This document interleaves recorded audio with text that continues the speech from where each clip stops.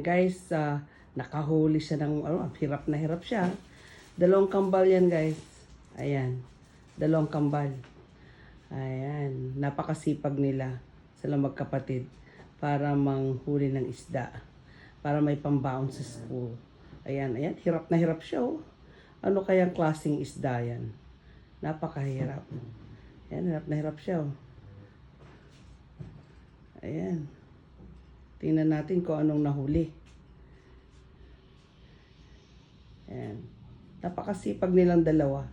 Saan pa kayo makakahanap ng mga batang ganyan? Kapatid.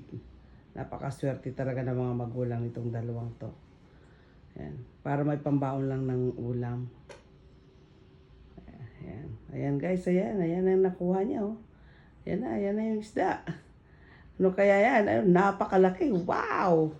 Ang laki. Yan.